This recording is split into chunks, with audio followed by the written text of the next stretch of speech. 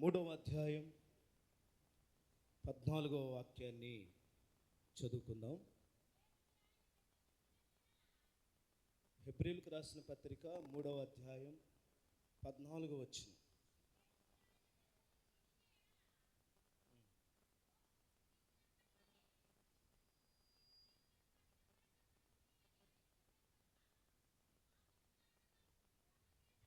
పాపము వలన కలుగు భ్రమచేత మీలో ఎవ్వడును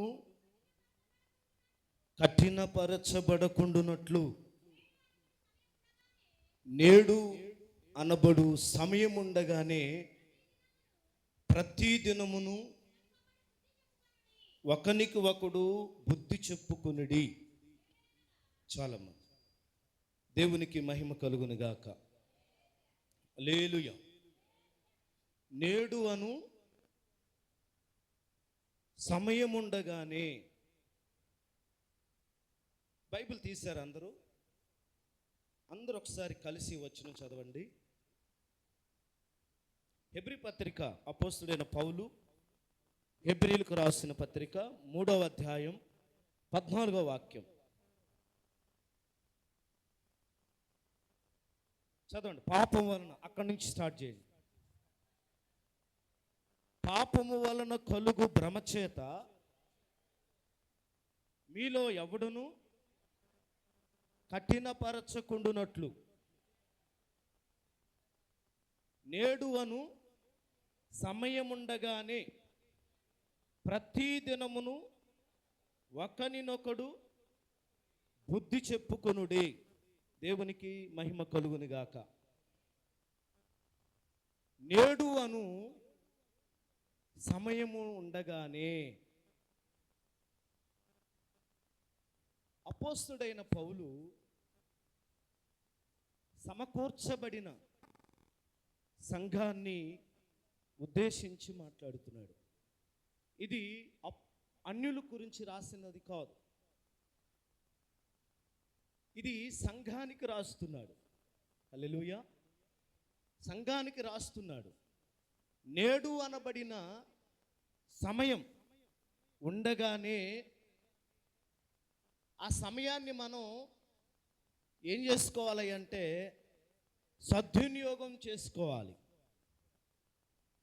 అయితే ఆనాటి హెబ్రీ పత్రిక రాస్తున్న ఆ సమయంలో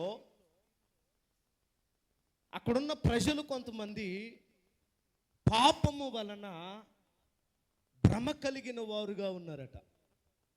ఎందులో ఉన్నారు? భ్రమలో ఉన్నారు. పాపం ఏం చేస్తుందంటే మనిషిని భ్రమపరుస్తుంది. అందుకనే ఈ దినము, ఈరోజు అనే సమయం ఉండగానే జాగ్రత్త పడండి అని చాలా చక్కగా మాట్లాడుతున్నాడు. పాపం వలన మనుషులు భ్రమపరచబడతారా? చెప్పండి. పాపం వలన మనుషులు ఏమవుతారు? భ్రమపరచబడతారు. కొరింథీయులకు రాసిన 2వ పత్రిక,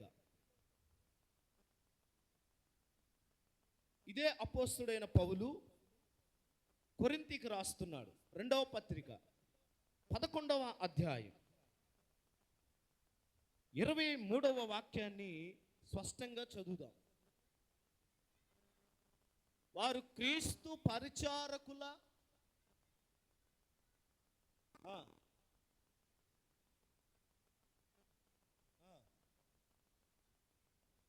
మరీ విశేషముగా ప్రయాసపడి తిని మరి అనేక పర్యాయములు చెరసాలలో ఉంటిని, అపరిమితముగా దెబ్బలు తింటిని, అనేక మారులు ప్రాణాపాయములో ఉంటిని.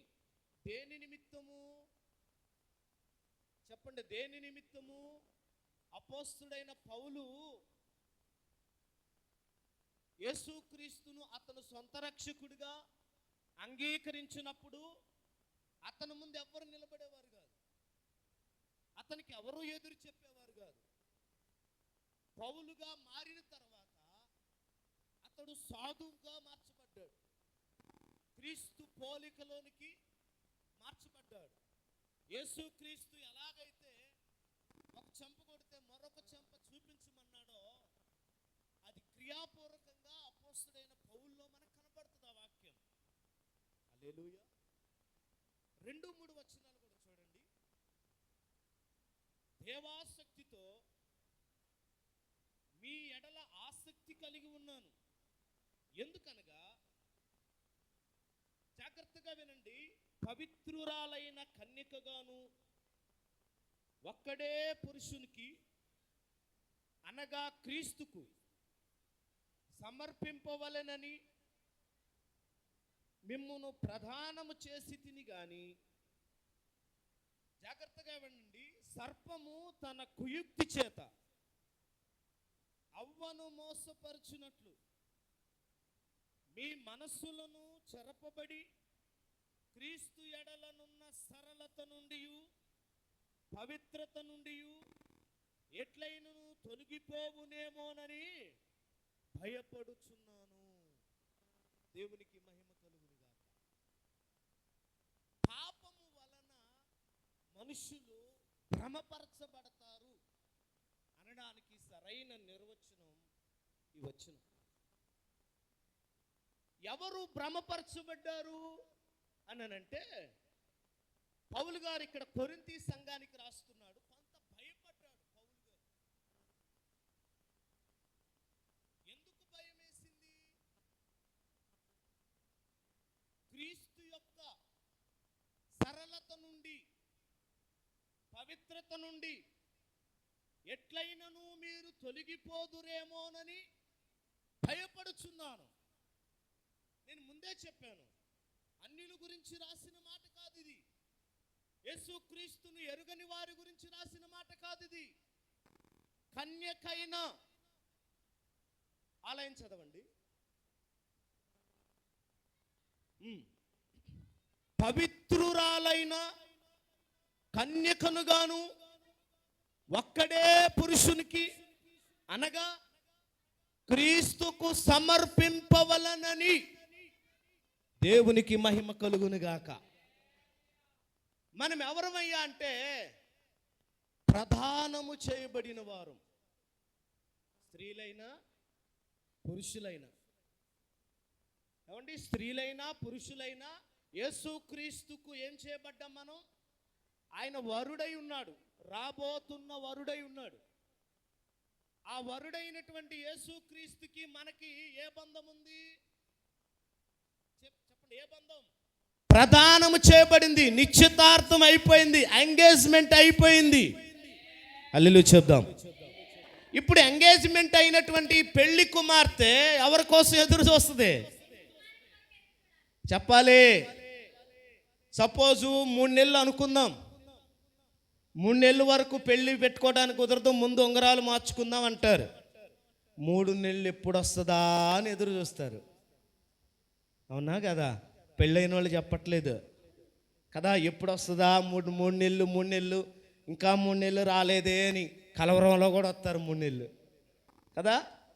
అంటే ఎంగేజ్మెంట్ అయింది కాబట్టి ఇంక ఏ దినం కోసం వెయిట్ చేయాలి? వివాహ సమయం కోసం ఎదురు చూడాలి. అలాగ దేవుడు మనల్ని సిద్ధపరిచాడు. ఆమెన్. అనామకులం కాదు, దిక్కులేని వారం కాదు. నువ్వెవరవయ్యా అంటే యేసుక్రీస్తు యొక్క రక్తము చేత ముద్రించబడిన, ప్రధానము చేయబడిన, రాబోతున్న వరుడైన యేసుక్రీస్తును ఎదుర్కోవలసిన సార్వత్రిక సంఘం. Praise the Lord. ఇప్పుడు ఈ ప్రదానం చేయబడినటువంటి పెళ్లి కుమార్తె వధువు సంఘమట సరళత నుండి, పవిత్రత నుండి, ఆరాధన నుండి, ప్రార్థన నుండి, విశ్వాసము నుండి దేవునిలో ఎదగవలసిన, ప్రభు రాకడ కొరకు ఎదురు చూడవలసిన సంఘమట ఏమైపోతుంది? మోసపరచబడుతూ తొలగిపోవునేమోనని భయపడుచున్నాను. పాపము మనిషిని భ్రమపరుస్తుంది. ఇక్కడ సర్పం గురించి రాశాడు, దేవోక్తితో మీ ఎడల ఆసక్తి కలిగి ఉన్నాను, ఎందుకనగా పవిత్రురాలైన సంఘముగా ఒక్కడే పురుషుని కనగా క్రీస్తునకు సమర్పించవలనని మిమ్మల్ని ప్రధానము చేసి తిని గాని. చూసారా, మిమ్మల్ని ప్రధానము చేసి తిని గాని నీకి గూని ఉంటుంది. నీకేముంటుంది? గూని. రాసేటప్పుడు ఏమొస్తుంది? ఇక్కడ ఎలా వస్తుంది? కొంచెం హల్లెలూయా చెప్పండి. నీకు గూని ఉంటుంది అంటే ఏదో అక్కడ ఒక సమస్య ఉంది అని అర్థం. ప్రదానము చేయబడిన సంఘం ఎలా ప్రదానం చేయబడింది? ఈ సంఘం ఊరికే రోడ్డు మీద వెళ్తా ఎలా అనుకొని ప్రదానం చేయబడలా.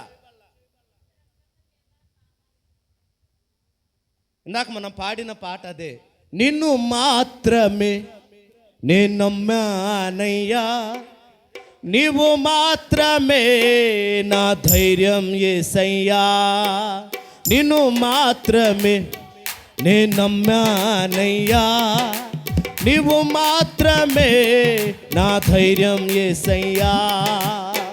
హల్లెలూయా. కేవలం మనము రోడ్డు మీద అలా వెళ్తూ ఒక టెంపుల్ దేవుడి గుడో కనపడితే ఇలా రెండు చేతులతో అనుకొని వెళ్ళిపోయిన భక్తులం కాదు. ప్రాణ త్యాగము వలన, రక్త ప్రోక్షణ వలన దేవుడే మనిషి కుమారుడిగా భూమి మీదకి వచ్చి నీ కోసం నా కోసం ఆఖరి రక్తం వరకు చిందించి మానవాళి పాపములు పోవాలి అంటే రక్త ప్రోక్షణం జరగాలని శ్లోకాలు వేదాలు మరి ఘోషిస్తున్న వేళ బైబిల్ కూడా అదే చెప్తుంది. పరిశుద్ధుని యొక్క రక్తము భూమి మీద చిందించబడాలి. ఆ పరిశుద్ధుని యొక్క రక్తము వలనే పాపములు కడగబడతాయని, పరిహరించబడతాయని వాక్యం సెలవిస్తుంది. ఆ పాపాన్ని పరిహరించటానికి యేసుక్రీస్తు నిన్ను నన్ను తన స్వరక్తము చేత కొన్నాడు. హల్లెలూయా. ప్రదానం చేసేటప్పుడు కట్న కానుకలు కూడా మాట్లాడుకుంటాం. ఏం మాట్లాడుకుంటాం? కట్న కానుకలు డిసైడ్ కాకుండా ఎంగేజ్మెంట్ చేయం, అవునా కదా? ఎంతైనా కానీ అది బంగారమా, డబ్బులా, భూములా, ఏమైనా కానీ ఇక్కడ యేసు ప్రభు కూడా ప్రదానం చేసుకున్నాడు. ఏమిచ్చి ప్రదానం? ఎవరికి ఎవరివ్వాలి? ఇప్పుడేం చేస్తున్నారు చెప్పండి? మామూలుగా ఇప్పుడు ఏముందంటే అమ్మాయి అబ్బాయికి ఇవ్వాలి కట్నం, కానీ ఇక్కడ యేసు ప్రభు ఇచ్చాడు కట్నం. వాక్యాన్ని అర్థం చేసుకోండి, అపార్థం చేసుకోవద్దు. యేసు ప్రభు ఏమిచ్చాడు? కట్నం ఇచ్చాడు. ఏంటా కట్నం? బైబిల్ అంటుంది వెల పెట్టి కొనబడిన వారు అంటాడు. వెల పెట్టాడు. ఏంటి ఆ వెల? బంగారము కంటే శ్రేష్టమైనది, ధనము కంటే విలువైనది, వజ్ర వైఢూర్యాల కంటే విలువైనది. అది ఏంటయ్యా అంటే అమూల్యమైన రక్తము, నిష్కళంకమైన రక్తము, అమూల్యమైన రక్తము, నిష్కళంకమైన రక్తము, యేసు రక్తము. యేసు ప్రైజ్ ది లార్డ్.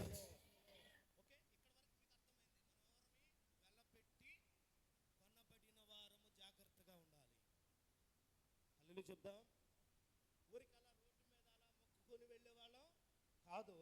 నీకోసం వెల చెల్లించబడింది, నీకోసం ఆయన వెల చెల్లించాడు.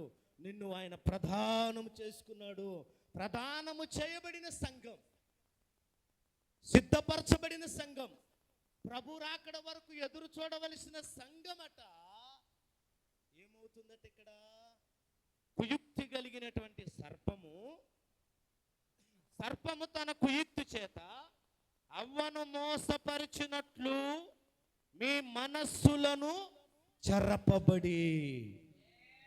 బాగా వినండి, సర్పం ఏం చేసింది? కుయుక్తిగా అవ్వను మోసం చేసింది. హల్లెలూయా. పాపము మనిషిని భ్రమపరుస్తుందనే దానికి ఉదాహరణ ఇది. సర్పము ఎలా మోసం చేసింది? ఒక పండు చూపించింది.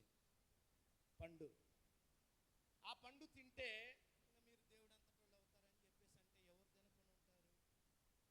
ఇప్పుడు మీరున్నారు, అక్కోళ్ళు చెల్లెళ్ళు ఉన్నారు, మీకు ఒక పండు చూపించి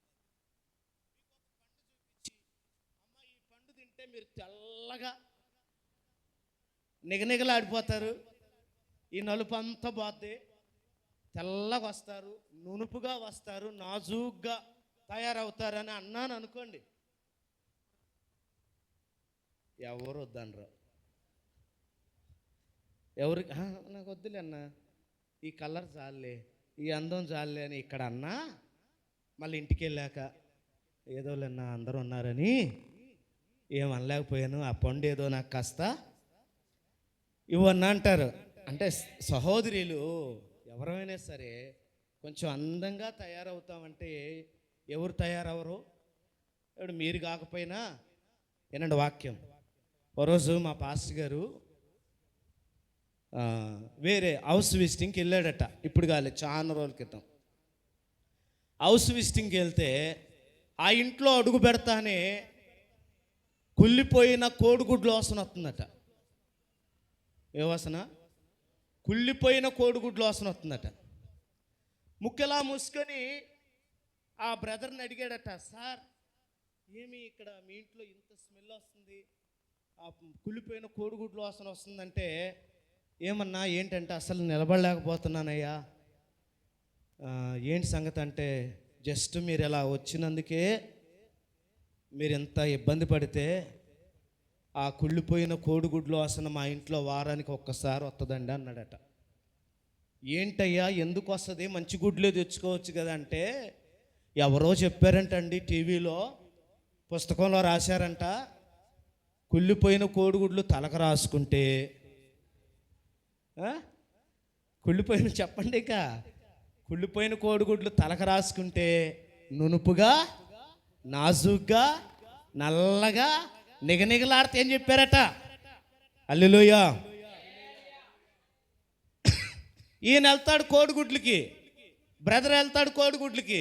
ఆయన వెళ్ళి, సార్ ఎవరని ఏ గుడ్లు అడుగుతాం? మీరు చెప్పట్లా, నాకెళ్ళి చోట్ల ఏ గుడ్లు అడుగుతారు? ఇప్పుడైనా మనం ఊపి చూడట్లేదు, కానీ ఒక 5-6 సంవత్సరాల క్రితం మార్కెట్కి వెళ్తే కోడిగుడ్ని వేసారనో ఊపి బాగుందో లేదో చూసేవాళ్ళం. ఇప్పుడు ఆడి గట్టిస్తాడు, మనం తీసుకొని వస్తాం అంతే. కొంచెం బాగా సతాయిచ్చేవాడైతే ఏం చేస్తాడు? ఆగ్రా బాబు చెక్ చేసుకుంటా ఉండు అని కిందికి మీదికి తూకం వేసి చెక్ చేసుకొని తీసుకొస్తాం. ఈయన పోయి అడిగాడంట, సార్ ఏమనుకోవద్దు, మీ దగ్గర కుళ్ళిపోయిన కోడిగుడ్లు ఉంటే ఇవ్వండి అన్నాడంట. ఈయనేమో చూడటానికేమో జబర్దస్తుకున్నాడు, బంగారం ఉంది, మెళ్ళు ఉంగరాలు ఉన్నాయి, అన్నీ బాగానే డబ్బులు ఉన్నోడే, కానీ ఏమడుగుతున్నాడు? కుళ్ళిపోయిన కోడిగుడ్డు అడుగుతున్నాడట. ఏం సార్ మీరు మంచి గుడ్లే తీసుకోవచ్చు కదంటే, అరే బాబా తినటానికి కాదు నాయన, మా ఆవిడ తల అందంగా రావాలని ఇది సంగతే. అలాగనే ఒక పండిచ్చి మీరు అందంగా తయారవుతారు తిను అంటే మనం సహజంగా తీసుకుంటాం. అదే పండు ఆదాం దగ్గర తీసుకెళ్ళింది అనుకోండి, సర్పం తినడో. అల్లెలు చెప్పండి, ఏం చేయడు ఆదాము? తినడు. ఎందుకంటే ఆదాముకు సీరియస్గా వార్నింగ్ ఇచ్చాడు స్టార్టింగ్లోనే. ఎవరో? దేవుడు సీరియస్గా వార్నింగ్ ఇచ్చాడు. ఆదాము దేవుని కుమారుడు అని చెప్పి అక్కడ మనకి పరిచయం చేయబడింది. దేవునికి మహిమ కలుగును గాక. ఆదాముకు ఒకవేళ ఇచ్చి ఈ పండు తినరా బాబు, బాగా మంచిగా ఎప్పటికి ఇదే వయసు ఉంటుంది, ఎలాగే నిగనిగలాడతామని అనుకో, వద్దురా బాబు, వద్దులయ్యా, ఈ కలర్ చాలు, ఈ అందం చాలు, అల్లెలు చెప్పండి, ఈ ఇప్పుడున్న జాలే ప్రభు అంటారు. ఆ కాలంలో ఆదాం అయితే. ఇప్పుడైతే ఎవరు అలా ఒప్పుకోరు. కొద్ది పొట్ట ఉందంటే రిజెక్ట్. ఏం చేస్తున్నారు? అబ్బాయిలకి కొంచెం పొట్ట వచ్చిందంటే ఏం చేస్తున్నాం? పెళ్లి చూపులు పోతానే రిజెక్ట్. కట్ట బట్ట ఉంటే రిజెక్ట్. చెప్పండి హల్లెలూయా. అలాగే నా అమ్మాయిలు కూడా కట్ట నల్లగొందనుకోండి, మళ్ళీ చెప్తాం అంటారు. కొంచెం లావు ఉందనుకోండి, మళ్ళీ చెప్తామంటారు. హల్లెలూయా చెప్దాం. మనిషి సహజంగా భ్రమలో ఉన్నాడు. ఇక్కడ అపవాది చాలా తెలివిగా, చాలా చక్కగా ఏ రూపంలో వచ్చాడు? సర్పరూపంలో వచ్చి, బాగా వినండి, పాపము వలన మనిషి భ్రమపరచబడతాడనడానికి నిదర్శనం ఏంటయ్యా అంటే, ఎవరికి ఏ బలహీనత ఉందో అపవాదికి తెలుసు. హల్లెలూయా. ఇప్పుడు యవనస్తులు ఉన్నారనుకోండి, వాళ్ళ బలహీనత ఏంటి? ఆ కోణంలోనే వెళ్తాడు అపవాది. పెద్దోళ్ళు ఉన్నారనుకోండి, మా బలహీనత ఏంటి? ఆ కోణంలోనే వెళ్తాడు. ఇక్కడ స్త్రీలు ఉన్నారు, వాళ్ళ బలహీనత ఏంటో ఆ విధంగానే వాళ్ళ దగ్గరికి వెళ్తాడు. హల్లెలూయా చెప్దాం. భ్రమపరచబడుతూ ఉన్నాడు మనిషి. పాపం వలన మనిషి భ్రమపరచబడి క్రీస్తు యొక్క సరళతలో నుండి, పరిశుద్ధతలో నుండి దేవుని ఎదుర్కోవలసిన సంఘమట మోసపరచబడి తొలగిపోదురేమోనని భయపడుచున్నాను. హల్లెలూయా చెప్దాం. భయం ఉండదండి అమ్మా? భయం ఉండదు? ఖచ్చితంగా భయం ఉంటుంది. నువ్వు వేసుకున్న పంట, వింటున్నారా, మీరు వేసుకున్న పంట, ఆ పంట పాడైపోతుంది అనుకోండి, అలా కుర్చీ వేసుకుని నాకేం పట్టిందిలే అన్నట్టుంటారా? చెప్పండి అక్క. పంట 1 సంవత్సరం పోతే మళ్ళీ పండించుకోవచ్చు ఇంకొకసారి కదా. దాలవ కాకపోతే సారవ, 2 పంటలు వేస్తారు విజయవాడ సైడు, దాలవ సారవ. ఒక పంట పండలేదనుకో, ఇంకో పంట అయినా పండించుకోవచ్చు అనే ధైర్యం ఉంటుంది. కొన్ని లక్షల రూపాయలు ఖర్చు పెట్టి, ఎంతో ప్రయాసపడి, ఎన్నో ఇబ్బందులు పడి, తిని తినక కట్టుకున్నటువంటి దానిని, సిద్ధపరచుకున్నటువంటి పంటను ఏమండి అపవాది దొంగిలిస్తూ ఉంటే, ఏమండి యేసుక్రీస్తు యొక్క రక్తమునిచ్చి సంఘాన్ని కడితే, ఆ సంఘము చెదిరిపోతున్నప్పుడు, మనసులు చెరపబడుతున్నప్పుడు భయం ఉండదా? చెప్పండి. దేవునికి మహిమ కలుగును గాక. నిజంగా ప్రియమైన దేవుని బిడ్డలారా, చాలా బాధేస్తుంది నాకైతే. భయం అంటే ఏదో భయం కాదు. కృపరాజుకి భయం వేస్తుంది అనుకుంటా ఇక్కడ ఒక మందిరం కడితే అని అంటున్నారు.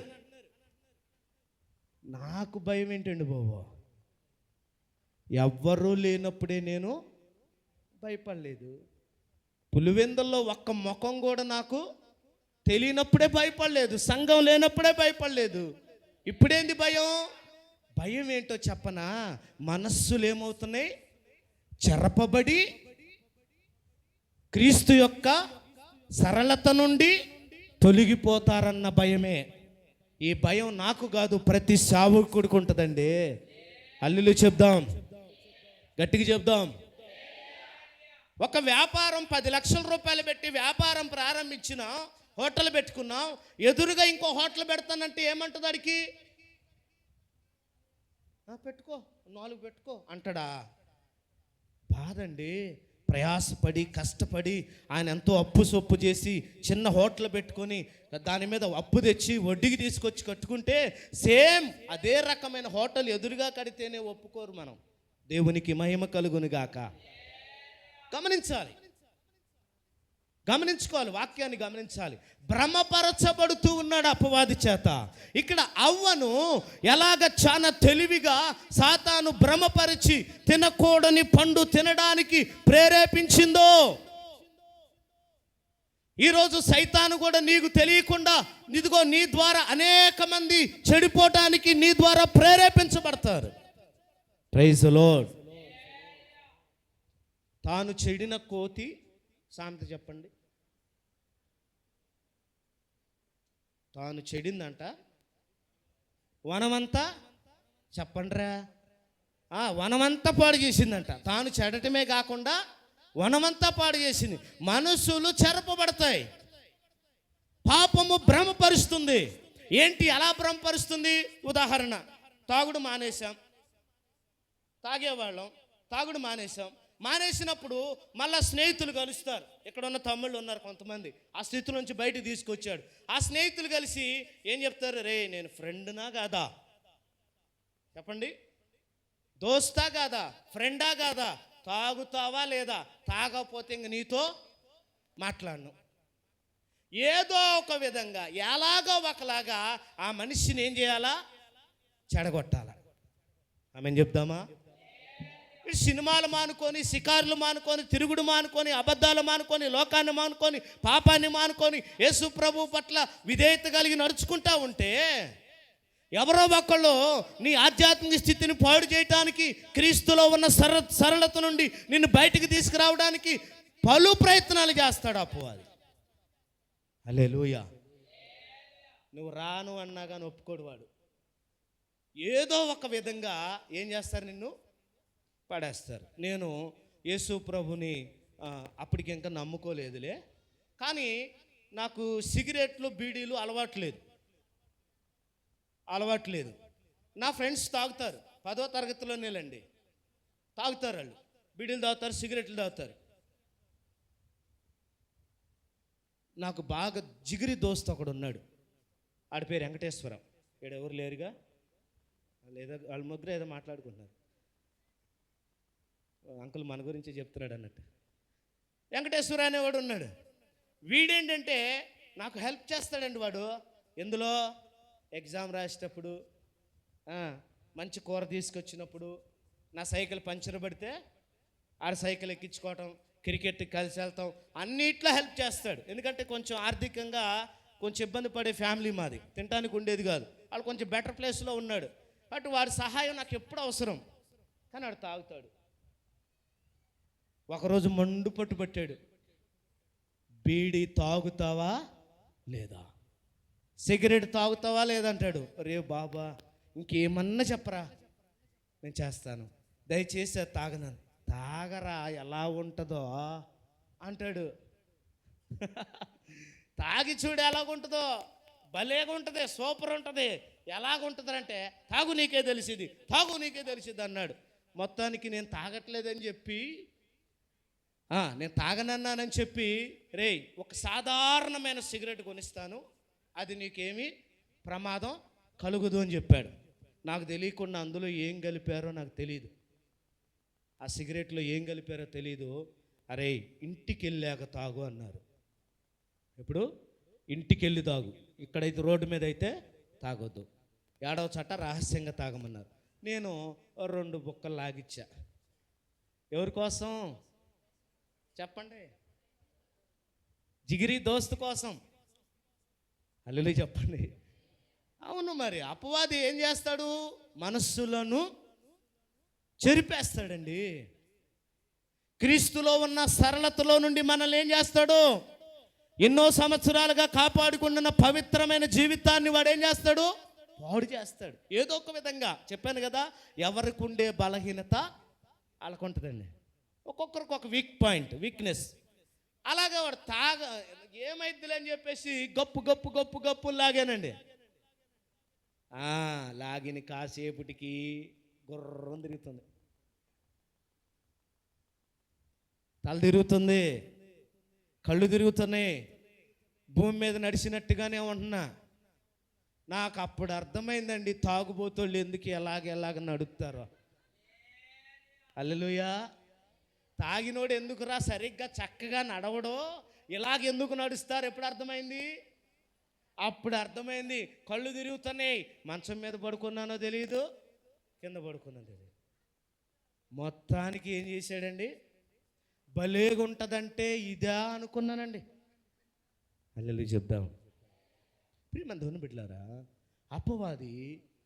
అపవాది క్రీస్తుతో ప్రదానం చేయబడిన సంఘాన్ని కూడా, ఎన్నో సంవత్సరాలుగా కాపాడుకుంటున్న పవిత్రమైన జీవితాన్ని, ఎన్నో సంవత్సరాలుగా భద్రపరుచుకుంటున్న మన ఆధ్యాత్మిక స్థితిని ఏమండి చాలా తెలివిగా ఏం చేస్తాడంట, క్రీస్తు యొక్క సరళత నుండి నిన్ను నన్ను వాడు మోసపరిచి ఏం చేస్తున్నాడు, తొలగిపోవునట్లుగా చేస్తున్నాడు. పాపము మనిషిని భ్రమపరుస్తుంది. చూడు, సినిమాలు అంటుంది, తాగు ముందు అంటుంది, తాగు సిగరెట్లు అంటుంది, చేయి పాపం అంటుంది. ఈ పాపము మనిషిని ఏం చేస్తుంది, భ్రమపరుస్తుంది. ఈ భ్రమలో ఉన్న వాళ్ళకి ఏం చేస్తున్నామో, ఎవరితో ఏం మాట్లాడుతున్నామో, ఎవరిని తిడుతున్నామో, ఎవరిని కొడుతున్నామో ఏమి అర్థం చెప్పండి? అర్థం కాదండి. అలాగ తయారు చేస్తాడు అపవాది.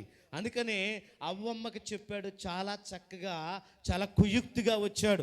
మనిషి రూపంలో రాలా, జంతువు రూపంలో రాలా, ఒక పాము రూపంలో వచ్చి అపవాది ఏం చేశాడు?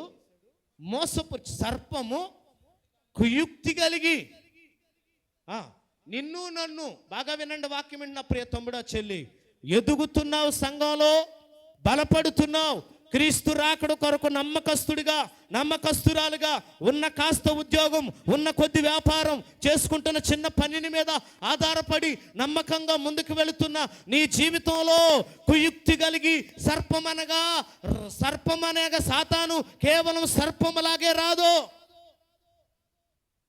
నీ ఫ్రెండ్ లాగనో, నీ అక్కలాగనో, చెల్లిలాగనో, తోటి విశ్వాసిలాగనో, లేదా నాబోటి సావుకుల్లాగనో ఏదో ఒక రూపంగా వచ్చి నిన్నేం చేస్తాడు? నీ మనస్సులను చెరుపుతాడు. వాడికేంటయ్యా లాభం అంటారా? ప్రధానము చేయబడిన నువ్వు నేను ఆయనతో ఉండకుండా ఏం చేస్తాడు? లాస్ట్ మినిట్లో ఒక 10 మంది వెళ్ళారు, 10 మంది కన్యకలు వెళ్ళారు, బయలుదేరారు, అందరూ ఒక దగ్గరకు వచ్చారు, నిద్రపోయారు, లేచారు, మరలా టైం అయిపోయిందని చెప్పి పరిగెత్తుతూ ఉంటే 5 దివిటీలు ఆరిపోయినాయి. 5 మాత్రం వెలుగుతా ఉన్నాయి.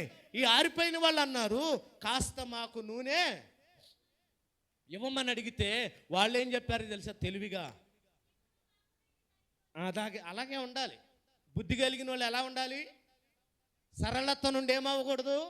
శోధన వస్తుంది, శ్రమ వస్తుంది, కష్టం వస్తుంది, ఆర్థిక పరిస్థితులు వస్తాయి, కుటుంబ సమస్యలు వస్తాయి, భార్యాభర్తల మధ్య కొట్లాట్లు వస్తాయి. ఇంకొకటి కూడా చెప్తాను, ఎవరో నిన్ను ఒకళ్ళు పరిచయం చేస్తారు ఈ మందిరానికి, వాళ్ళే నీతో మాట్లాడరు. అర్థమైంది మీకు? ఎవరో ఒకళ్ళు నిన్ను పరిచయం చేస్తారు, వాళ్ళు రేపొద్దు నీతో మాట్లాడరు. నువ్వు వాళ్ళని బట్టి ఏం దూరం చేసుకోకూడదు? సంఘాన్ని దూరం చేసుకోకూడదు, యేసుక్రీస్తుకు దూరం కాకూడదు. నువ్వు ఆమె కదా పరిచయం చేసింది, ఆమె బాగలేదు కాబట్టి నేను కూడా. చూసారా చాలా తెలివిగా? అపవాది ఏదో ఒక రకంగా పాపము వలన మనిషి భ్రమపరచబడి, నేనంటాను ఇంకొక మాట, విలువైన దానికోసం వినండి, అపవాది ఏం చేస్తుందంటే విలువైన దానికోసం మనం ముందుకెళ్తుంటే విలువలేని దానికోసం పరిగెత్తేటట్టు చేస్తాడు అపవాది. చెప్పండి, విలువైన దాన్ని విలువైనదిగా కనపడనీయడు, విలువలేనిది మాత్రం విలువైనదిగా కనపడేటట్టు చేస్తాడు. ఏది విలువైనదండి అవ్వాదాములకి? ఏది విలువైనది? దేవుని యొక్క మహిమ శరీరంతో. వాళ్ళని ఆ మాట చదువుదాం. పేతురు రాసిన పత్రిక, 1 పేతురు పత్రిక, అపోస్తలుడైన పౌలు పేతురు రాసిన 1 పత్రిక 9వ వచనం, 1:9 పేతురు రాసిన 1 పత్రిక.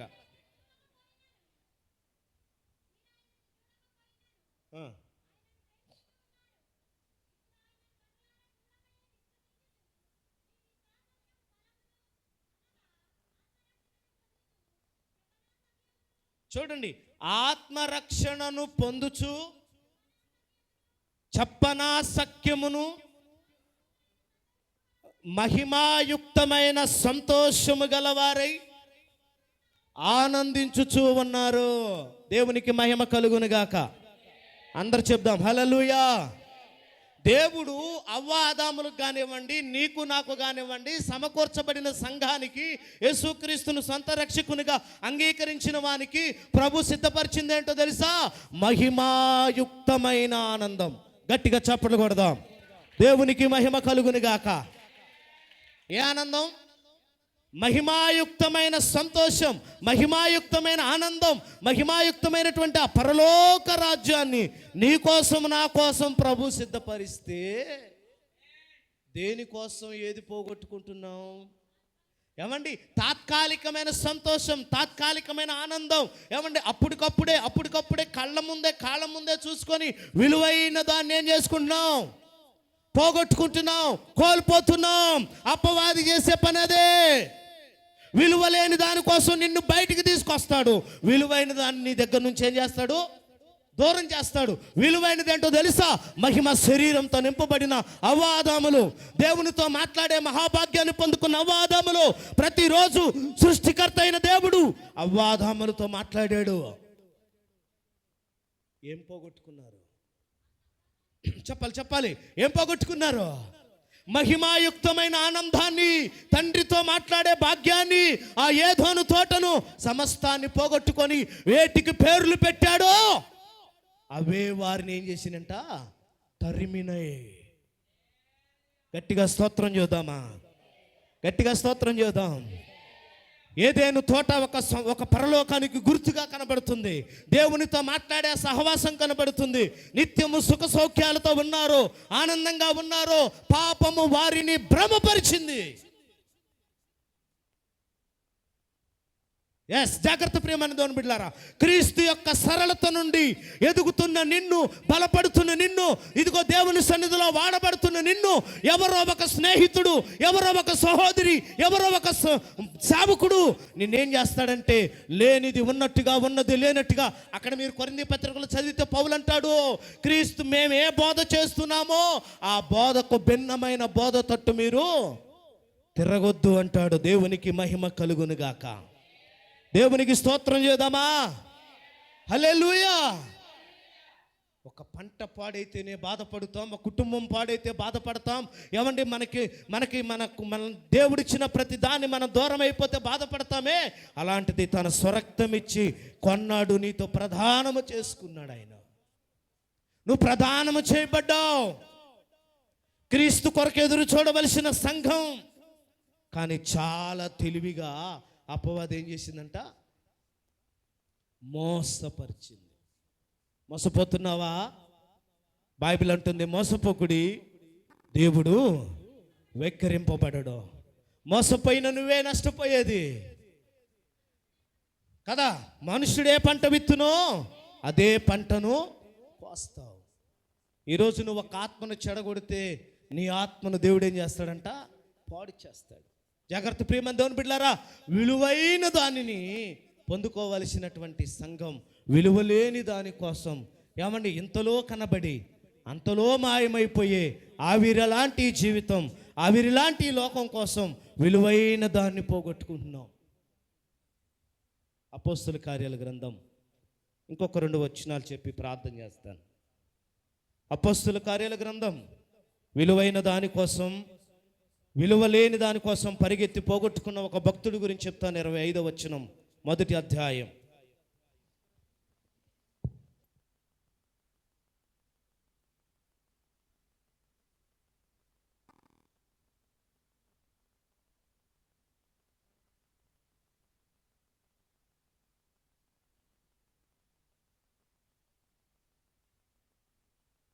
లిలు చెప్దాం అమ్మ. అందరు తీశారా? అపోస్తలుల కార్యాల గ్రంథం మొదటి అధ్యాయం 25వ వచనం. ఇప్పుడు చదవండి. పిల్లలు అందుకే సండే స్కూల్ పెట్టేది, తిరుగుతారనే సండే స్కూల్ పెట్టేది. మీరు మా కూర్చోవాలి, కుదురుగా తిరగకూడదు. తన చోటికి చాలు. తన చోటు అంటే ఏంటి? తన చోటికి పోవుటకు యోధా ఏమయ్యాడు?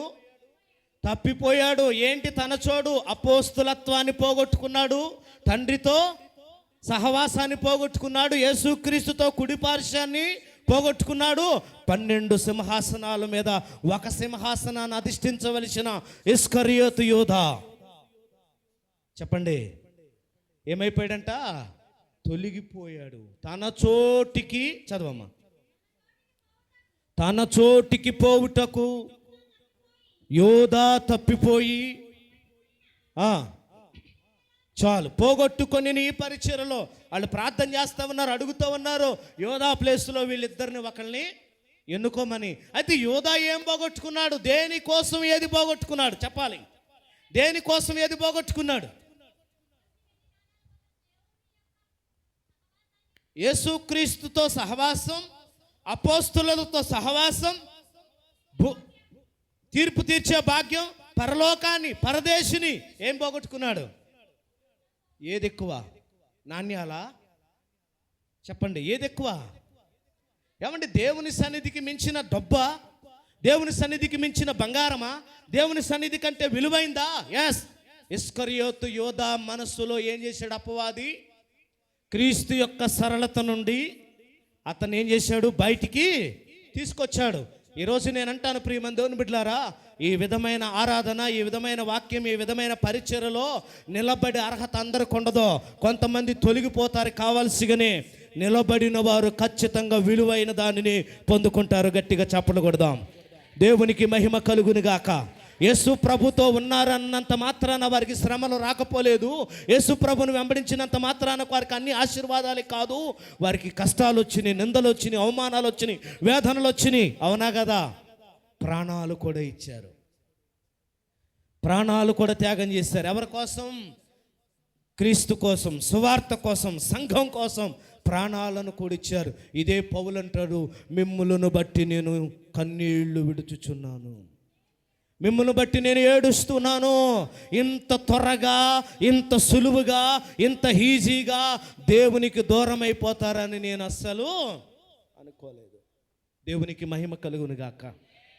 క్రీస్తు యొక్క సరళతలో నుండి, పవిత్రతలో నుండి, దేవుని సన్నిధిలో నుండి అపవాది ఏం చేస్తుందంటే మనల్ని మోసం చేస్తుంది.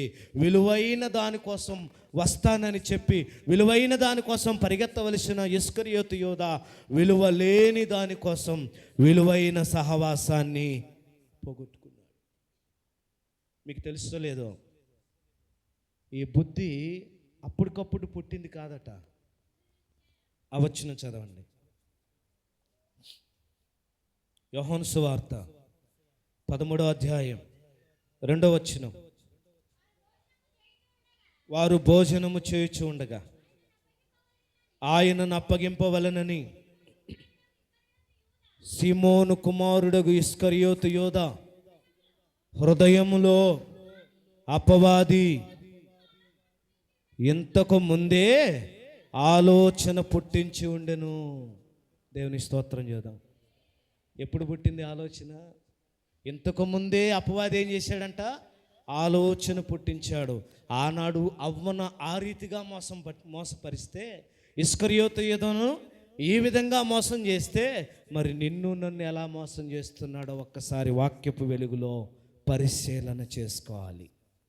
ఇందులో వాక్యపు వెలుగులో చూస్తే తప్ప నీకు అర్థం కాదు. భ్రమలో ఉన్న సంగతి నీకు తెలియదు.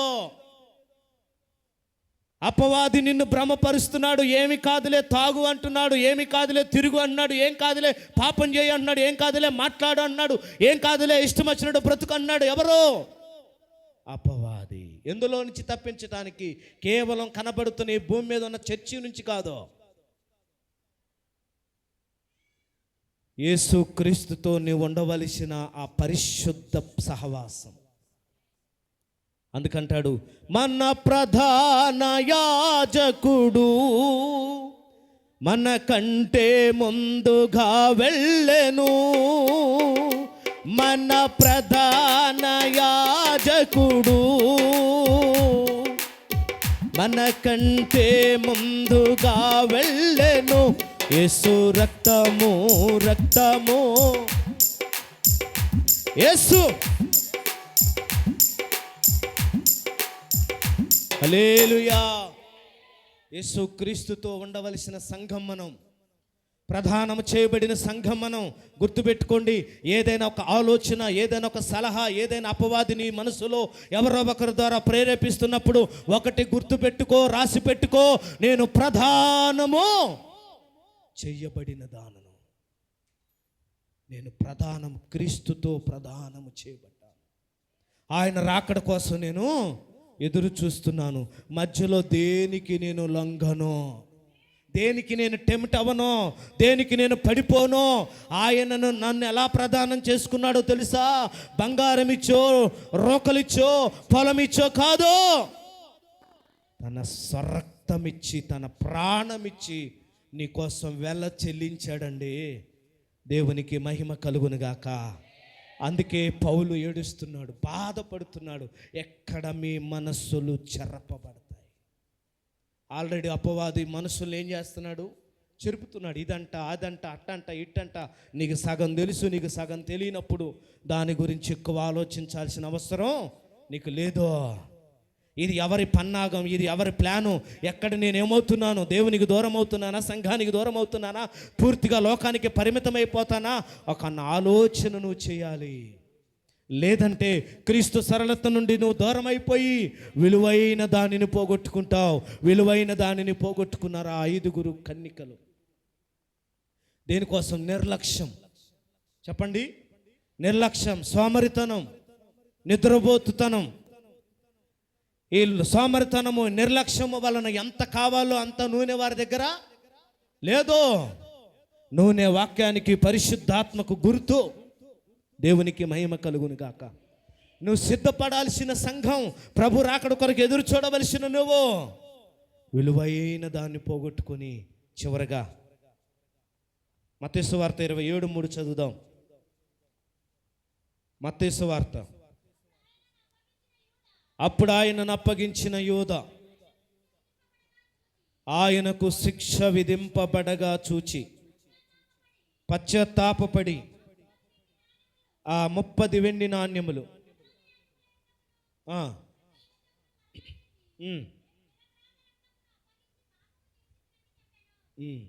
చాలు. ఇక్కడ ఎందుకు యోధాను దేవుడు క్షమించలేదు?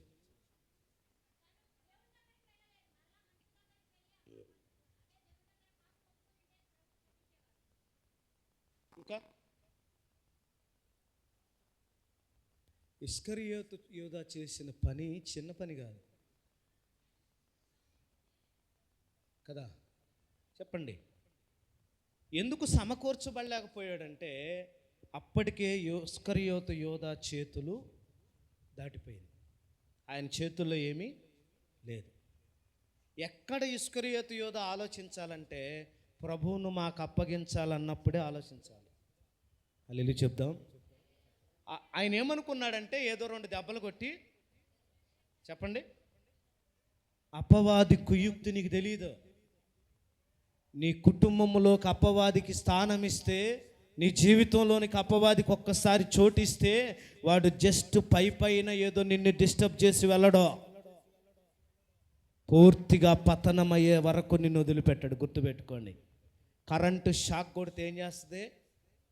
పాపం పాస్ట్ గారు అంటలేండి, విశ్వాసులు అంటండి, శాలోం ప్రార్థన మందిరం వాళ్ళు అంటలే, జస్ట్ అలా టచ్ చేసి వదిలిద్ది అనుకుంటున్నావా? కరెంటుకి కులం మతం భేదం లేదండి. ఎవరు తగిలినా సాలిడ్గా ఉంటుంది దాని షాక్ కదా, వదిలిపెట్టదాం. కరెంటు కంటే డేంజర్ ఎవరో? అపవాది.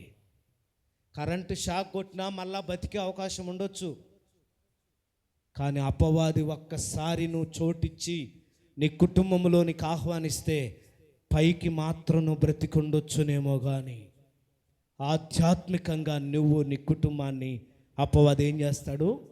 పతనం చేస్తాడు. అవునా కదా? క్రీస్తు యొక్క సరళతలో నుండి, పవిత్రతలో నుండి, విధేయతలో నుండి, భక్తిలో నుండి ఎక్కడ మీరు తొలగిపోదురేమోనని నేను భయపడుచున్నాను. ఈ మాట ఈరోజు నేను కూడా చెప్తున్నాను వాక్యం ద్వారా. జాగ్రత్త ప్రియమైన దేవుని సంగమా. అపవాది యొక్క మాటలకు, వాడి కుతంత్రాలకు ఇది ఎవడి ద్వారా వస్తుంది? ఆలోచన ఏం జరుగుతుంది? ఎవరు నన్ను ప్రేరేపిస్తున్నారు? ఎవరు నన్ను భ్రమపరుస్తున్నారు అన్న సంగతి ఆలోచించండి. గమనించారా? ప్రార్థన చేసి 10 మందిని దేవుని దగ్గరికి నడిపిస్తామో లేదో నాకు తెలియదు, కానీ ఒక చెడు స్నేహం, ఒక లోక స్నేహం నిన్ను ఖచ్చితంగా ఏం చేస్తుంది? పాడు చేస్తుంది. హల్లెలూయా చెప్దాం, గట్టిగా చెప్దాం. కన్యకైన సంఘం ప్రభు రాకడ వరకు, ఆయన రాకడ మన పోకడ వరకు ఎలా ఉండాలి? మనం నమ్మకస్తులుగా ఉండాలి. ఒకవేళ అలాగ లేకపోతే నువ్వు అనుకోవచ్చు, నేను చర్చికే కదా దూరమైంది, దేవునికే కదా దూరమైంది, అన్నీ ఉన్నాయి, నాకు సంపదలు ఉన్నాయి, ఆస్తులు ఉన్నాయి, ఐశ్వర్యం ఉంది, తిన్నా తరగనంత ఆస్తి ఉందని ఒకవేళ నువ్వు అనుకో, పర్వాలేదు, ఈ భూమి మీద నీకు అది ఉంటుందేమో, కానీ ఆ రోజు నీ ఆస్తి నీకు అక్కరకు రాదు. ధనవంతుడికి ఆస్తి ఉంది కానీ పరలోకం లేదు, అవునా కదా? ధనవంతుడికి ఆస్తి ఉంది కానీ పరలోకాన్ని సంపాదించుకోలేకపోయాడు. నీ ధనము అక్కడికి రాదు, నీ చదువు అక్కడికి రాదు, నీకున్న టాలెంట్ అక్కడికి రాదు, నీకున్న ఊరి పేరు గొప్ప నీకు అక్కడికి రాదు. ఏది అక్కడికి వస్తుంది అంటే పవిత్రమైన జీవితం. మనస్సులు చెరపబడకుండా నమ్మకస్తుడిగా ప్రభు రాకడ కొరకు ఎదురు చూద్దాం. అట్టి కృప దేవుడు మనందరికీ దయచేయును గాక. హల్లెలూయా. అందరు లేచి నిలబడదాం. రండి సిస్టర్, ఇందాక పాడుతూ ఉన్నారు, పిల్లలు పాడతారా?